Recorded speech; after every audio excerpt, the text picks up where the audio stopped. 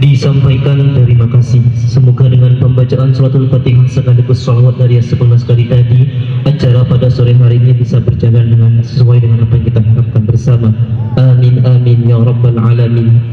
Memasuki acara kami yang kedua, yakni pengarahan oleh pengasuh Pondok Pesantren Matharatul Huda Panempan Pamekasan sekaligus hikmah Ramadan kepada Yang Mulia Dr. Kiai Haji Mufidur Rahman SHMSI. Waktu dan tempat kami aturkan.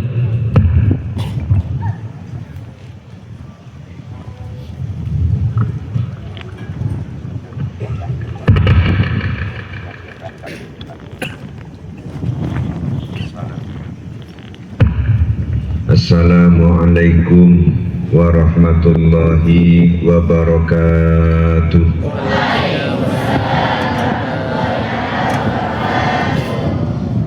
Alhamdulillahillazi hadana li hadza wa ma kunna linahtadiya laula an hadana Allah. Wassalatu wassalamu ala Rasulillah Sayyidina wa Maulana Muhammad Ibni Abdillah wa ala alihi wa ashabihi wa mawala wa la hawla wa la quwwata illa billah. Qalu subhanaka la ilma lana illa ma 'allamtana innaka antal alimul hakim. Amma ba'du, yang terhormat pengasuh Pondok Pesantren Matharatul Huda Putri beserta segenap jajaran wakil pengasuh, yang saya hormati Ketua Umum IP3M bersama dengan seluruh jajaran ketua dan seluruh pengurus yayasan, yang saya hormati saudara para kepala lembaga,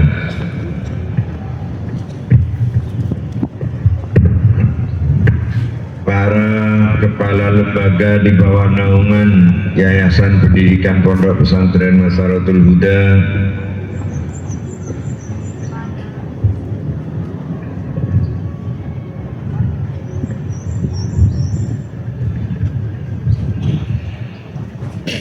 mulai dari taman kanak-kanak sampai kepada tingkat atas SMA, SMK, aliyah, yang saya hormati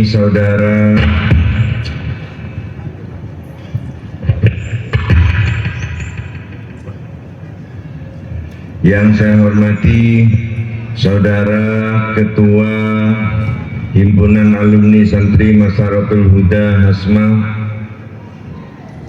saudara para pengurus Pondok Pesantren Putra dan Pondok Pesantren Putri, anak-anakku sekalian, para peserta Gebiar Ramadan 1447 Hijriah yang saya banggakan. Alhamdulillah, kita bersyukur kehadirat Allah Subhanahu wa Ta'ala.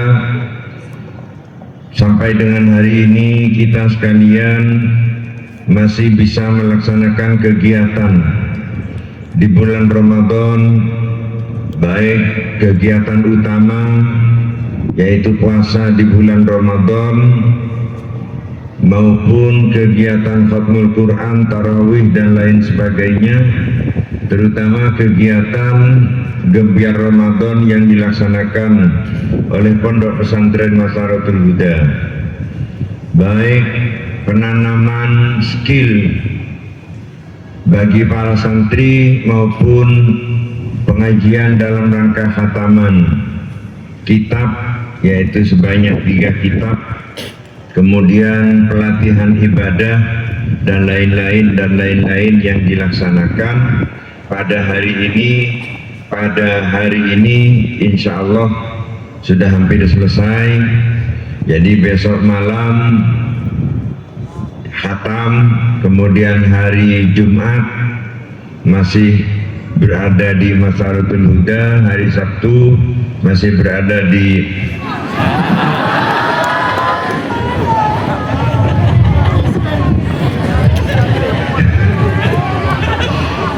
masih ada di Masaratul Huda, hari Ahad baru pulang.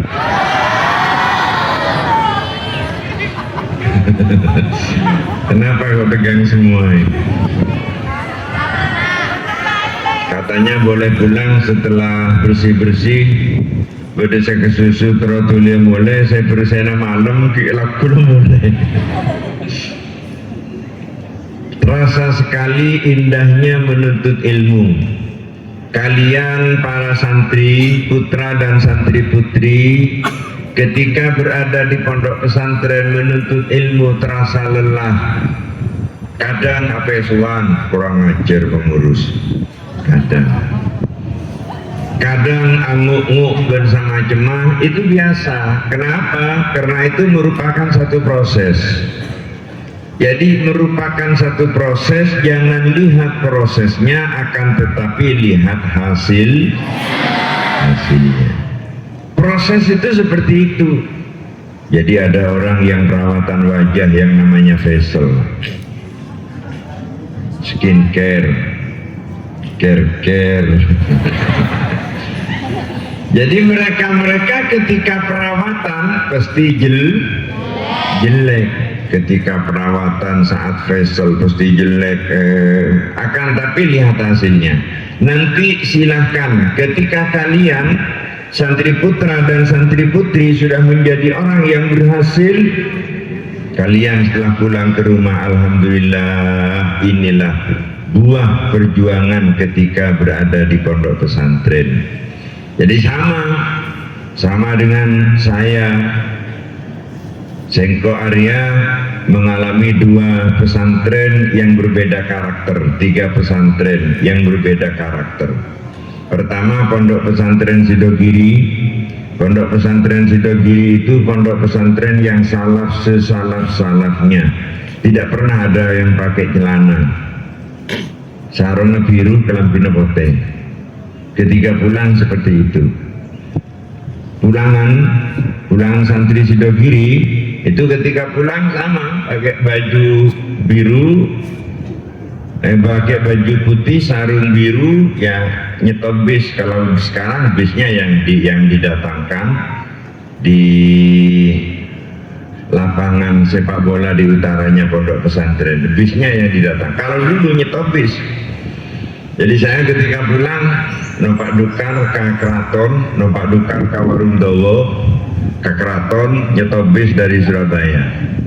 Kadang sampai ke Petok, 7 santri bersama-sama ke atas bis. Ketika naik ke atas bis, 7 santri menjadi perhatian penumpang bus yang lain. Karena santri dianggap tertinggal, dianggap budisen dan lain-lain. Ketepaan dia bedenak anak SMA, lagi perlu tahu bahasa Inggris. Saya ada aku tahu bahasa Inggris ngecek sekancaan. Saya budi kalah pasaran santri Sidogiri. Saya ada aku bahasa Inggris. Where are you going? I'm going to Surabaya. I'm going to Banyuwangi. Oh, bentar ngecek. Ya mungkin karena Kipru tahu. Akhirnya saya santri Sidogiri kalah pasaran atau lead setor kasih lain bayu aja Arab, padahal tak tahu dia terkaya dari perjalanan mayu lah menyaingi sebudaya ada jangan sebudaya aja Arab, kok tak tahu mayu latihan. Akhirnya boleh setor saya mulai huwal habibul ladzi disambungkan jelai turja syafa'atuhu likulli haulin minal ahwali. Alhamdulillah lancaran bersejak Inggris karena benar itu. Ini artinya bahwa keluaran pondok pesantren insya Allah tidak akan tinggal diam, dan di masyarakat harus menempatkan diri sekiranya keluaran dari pesantren bisa mendapatkan tempat di masyarakat. Alhamdulillah, sampai saat ini keluaran pesantren tidak ada masalah dengan ketenaga kerjaan. Kalau keluaran perguruan tinggi banyak masalah. Jadi mereka ingin jadi direktur, mereka ingin jadi dokter, mereka ingin jadi, sementara lepas kuliah mempunyai gelar SH, sarjana hukum, dia ingin jadi lawyer, penasehat hukum, jadi lawyer, jadi advokat, tapi tak tengah hajat, sehingga mereka punya masalah dengan dengan lapangan pekerjaan. Kalau santri, alhamdulillah tidak ada santri yang punya masalah dengan ketenaga kerjaan. Kenapa? Karena santri siap jadi apa saja dan siap tidak jadi apa saja. Itu pesantren. Kalau tun takmir masjid, alhamdulillah tidak takmir masjid. Ulami jadi ontongan. Kalau nang Pak Mutin jurusan angkah tuka wazawaj tuka, jurusan bin makabin asyokor, alhamdulillah ulami kartu nang Mutina. Sehingga tidak ada masalah seberat, tak ada masalah setampek, tak ada. Umpaman tak masuk jadi kelakuan yang bergengsi yang bulandu. Alhamdulillah menjadi petani yang soleh. Tidak ada pekerjaan seetampek, tak ada pekerjaan se-ele-pele, tak ada. Itu keluaran pesantren dan itu keistimewaan di pesantren. Milana asyokor para santri kapi, asyokor alhamdulillah bisa mengikuti kegiatan kebiar Ramadan. Kenapa sebabnya? Santri yang boleh sekok kebeten. Apa? Karena santri sebenarnya belum menemukan jati diri. Itu ciri-ciri santri. Jadi santri itu yang banyak belum menemukan jati diri. Kita nemu, kita tahu aben dia apa, ben aben dia siapa. Kita tahu. Nah, ketika seseorang belum menemukan jati diri, maka dia harus diberi pengaruh dengan pengaruh yang positif.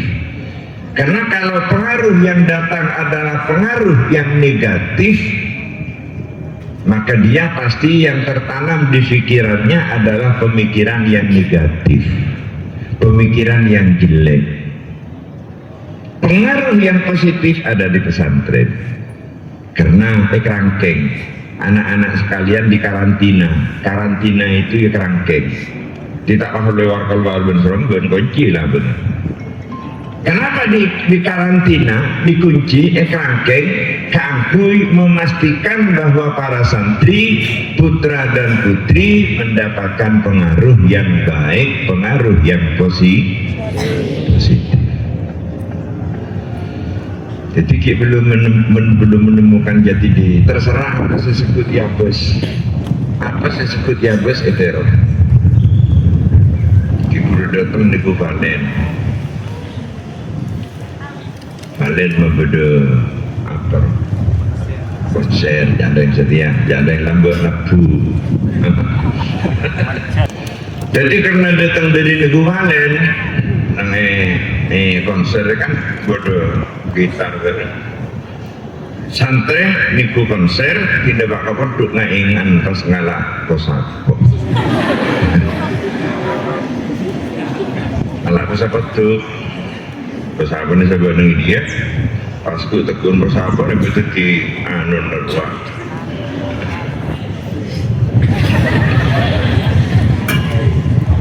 nida kon. Kenapa bisa seperti itu? Karena belum mendapatkan jati diri. Nah, ini yang harus diingat. Kalian akan rusak nantinya ketika pengaruh yang diterima, pengaruh yang negatif. Kalian akan beruntung ketika 10 tahun, 15 tahun sebekal datang ekunaki hal-hal yang baik, itu akan menjadi bekal nanti ketika sudah usia 60 tahun, 70 tahun. Sebaliknya niku pengajian akbar.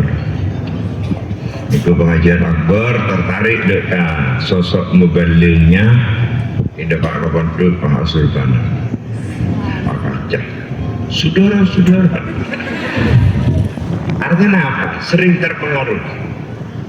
Beda-beda juga terpengaruh ke juga, beda-beda bagus terpengaruh ke bagus. Disinilah yang perlu kehati-hatian. Jadi para santri kapi harus mempunyai kebulatan tekad dan punya niat. Apa niatnya? Niatnya pertama, niat memperbaiki akhlak. Jangan ilmu dulu. Niat memperbaiki akhlak. Nomor dua, niat mencari ilmu. Kenapa kok niat memperbaiki akhlak? Karena kedatangan Rasulullah, diutusnya Rasulullah bukan untuk mengajar. Innama bu'istu liyutammima makarimal akhlak. Innama itu hanya saja. Innama bu'istu, aku hanya diutus. Innama itu ada min adawatil hasri, dari bagian-bagian ngerengkes. Innama hanya saja, bu'istu saya diutus liutammima makarimal akhlak, untuk menyempurnakan akhlak-akhlak yang baik. Hanya untuk menyempurnakan, tidak yang lain. Loh, kenapa kok ada fikih, ada tauhid, ada tasawuf dan lain-lain? Itu adalah untuk mencapai makarimal akhlak. Jadi untuk mencapai makarimal akhlak, kalau dalam Islam melalui sholat, karena di sholat itu yang terdapat pendidikan akhlak yang baik. Sholat itu terdapat pendidikan akhlak yang baik. Orang sebanyak bentang tidak baik, tapi ketika sholat dia tidak boleh banyak bicara, dilatih supaya diam. Orang sholat, Dawuh Gusti Kanjeng Nabi, as-salatu mi'rajul mu'minin, bahwa salat itu adalah tangga al-mu'minin, orang-orang yang beriman.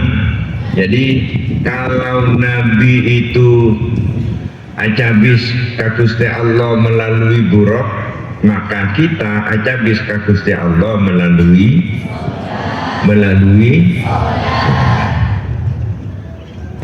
Jadi orang yang sholat adalah pepergian jauh.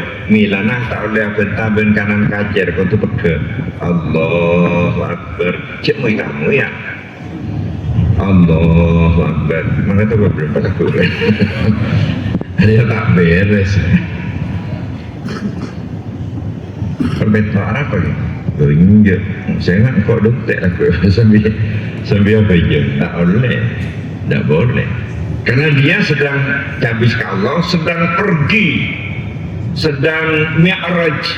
Jadi kalau ada Isra, sedang mi'raj. Jadi perpan unggul ke atas, habis ke Allah, peke dengan lingkungan.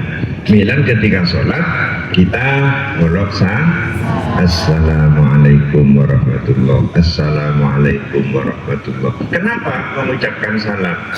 Mengucapkan salam bukan memanggil salam. Kenapa mengucapkan salam? Karena dari jalanan jauh ajabis ka Gusti mengucapkan salam, benih memanggil salam. Memanggil salam. Doa ben salam. Nah, ini yang dilatihkan di pesantren. Jadi yang dilatihkan di pesantren bagaimana santri mempunyai akhlak yang baik dengan melalui rutinitas sholat, rutinitas sedekah, rutinitas kehidupan sosial. Jadi di pesantren itu yang paling berkesan adalah pelatihan untuk hidup sosial kemasyarakatan dengan teman-temannya, dengan teman sebaya, yang insya Allah nantinya akan menjadi bekal yang baik ketika sudah pulang ke rumah masing-masing. Itu yang pertama, berada di pondok pesantren niatnya makarimal akhlak. Kemudian yang kedua niatnya mencari ilmu. Jangan ada yang mondok di pesantren niatnya sambil lalu. Benar mundur. Ya, cek ikut kalau kebaik langsung dan kuliah. Kok kan kuliah nang perguruan tinggi, jadi tempat benar anak pondok muda. Itu tidak bagus. Jadi seharusnya jadi tujuan utama. Apa benar muncul? Terus aja abede. Karena di pondok pesantren itu adalah tempat pertemuan antara ketertinggalan dan kemajuan. Makanya sering saya sampaikan bahwa pemerintah harus bersyukur ada pondok pesantren. Karena mun ada pondok pesantren, siapa sih agak bayar lembaga di tengah-tengah hutan, siapa sih agak bayar lembaga di gunung-gunung pada bani eluk-uluk mun ada pondok pesantren anu ya siapa sih? Sede tengah galuk-guluk tidak ada, tapi karena ada pondok pesantren yang datang dari kota-kota besar, yang datang dari pedesaan. Kota besar dan pedesaan menyatu dalam kehidupan sehari-hari, akhirnya yang pedesaan tertarik menjadi maju, yang kota-kota besar dapat mengisi kemajuan di pondok pesantren. Ini tidak perlu merasa kecil hati. Jangan sampai ring sepono ngucaki kebayaan apa tang anak mak pemunduke paling tahu negun. Jangan. Kenapa? Karena saat ini yang dicari justru keluaran pesantren. Yang dicari keluaran pesantren. Sengkok saben kira 3 tahun, 2 tahun beda mahasiswa Universitas Brawijaya, Unibrau Malang. Datang cangkok sing konsultasi disertasi atau konsultasi karya ilmiah. Berkait tanya lagi, ada apa mas kesini? Ustadz, saya kesini mau mencari tunangan.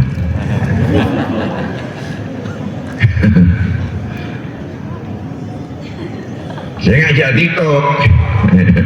Ya belum.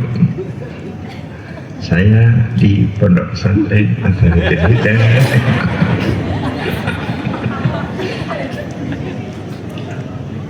Macam-macam lagi TikTok. Tak usah.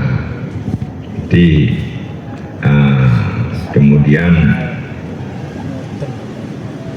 saya kok tanya, kenapa mas kok nyari di Pamekasan? Pamekasan itu kan daerah pedalaman, orang Madura lagi. Di Malang itu kan cantik-cantik. Selain cantik-cantik, mulus-mulus.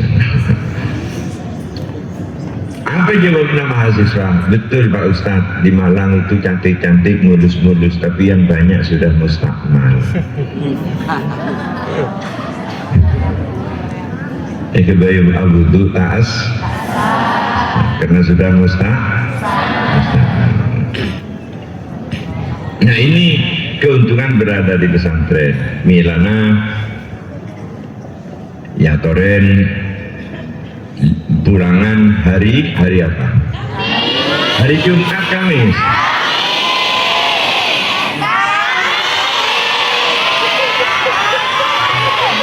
Motor kakek Wahed. Demo kemarin.